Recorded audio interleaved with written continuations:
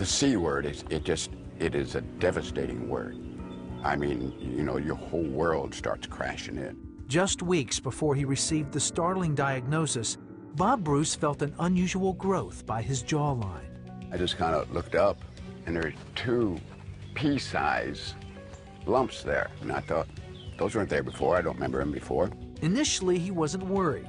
After 3 biopsies, doctors said the tumors were benign, but he should still have them removed.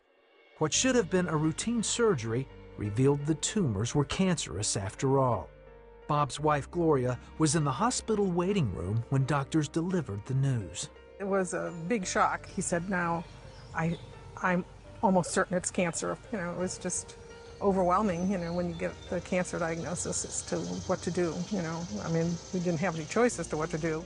Bob required another surgery almost immediately. Doctors removed the cancerous masses and the affected lymph nodes and saliva glands. Tests showed that Bob had an extremely rare and fast-growing cancer of the salivary glands. At the time of his diagnosis, there were only 31 known cases in the world. It was so dramatic and came so fast and was so aggressive. It had a profound impact upon both Gloria and I. Bob and Gloria did the only thing they could do. They prayed for his healing. We asked for prayer from every conceivable place that we knew about. We were on everyone's prayer list, and all of our friends and our church family and the 700 Club, and people were praying for us. Doctors fought the cancer with multiple surgeries and aggressive radiation treatments. I had 35 treatments. I got through 7 or 8 of them thinking, hey, this isn't going to be bad at all. But it's very cumulative. And by the time it was over, I was a very sick man. The cancer treatments appeared to be successful, but they left Bob with chronic pain and discomfort. His taste buds were destroyed. The opening of his throat was reduced to the size of a ballpoint pen, and he had ulcers in his mouth and throat. I could not eat anything. After about 400 days, then I was able to take some, like pudding or yogurt. But it felt like I had a knife in my throat. And anything that passed that was just too excruciating. So I went on a 434-day fast. I was sustained by a tube in my stomach with an 8-ounce can of like a Boost, but it's prescription, very powerful. Because Bob's salivary glands were removed, he had to sip water continuously to keep his mouth moist. I had a cotton mouth 24/7. My mouth was so dry, my tongue would cling to the roof of my mouth.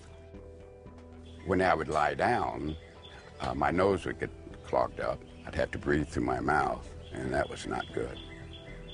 I slept for almost 3 years in a chair, sitting up. It was an extraordinarily tense time. Very difficult, as all of these things are just coming, you know, one right after another. He never gave up faith that the Lord was going to see him through regardless of whatever that meant. We knew that we were in the hands of God. It did not lessen any of the pain, any of the suffering, any of what we had to go through. But nonetheless, we had a peace, and that peace was beyond understanding.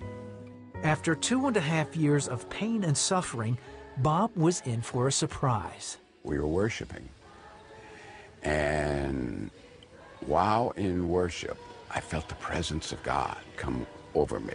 Now, like I said, I know the presence of God, but never like this. And I knew that I was being miraculously touched, because for the first time, I had saliva come into my mouth where there were no saliva glands. I had a restructive miracle going on in my life. And I could feel the saliva for the first time. It's just there. When Bob told me that the saliva was present, you know, as we were sitting there in church, I knew that it had to be a miracle. We had no idea how this could even be possible, except that God had done some sort of creative miracle. And so we just praised the Lord together. Then Bob's ulcers disappeared. His taste buds were restored, and he was able to swallow. And I could start eating anything and everything with no restriction. I was like a kid in a candy store. Bob's doctor was now able to stretch his esophagus close to its original size, though he can't take credit for the new salivary glands. I don't know of any way that we know of, that salivary glands could regain their function. He does have function, so medically we cannot explain that. Bob has been cancer-free for 10 years and is still praising God for the power of prayer. I just wanted to commune with the Lord and thank Him and know that He did it and no one else ever did it. To Him be the glory.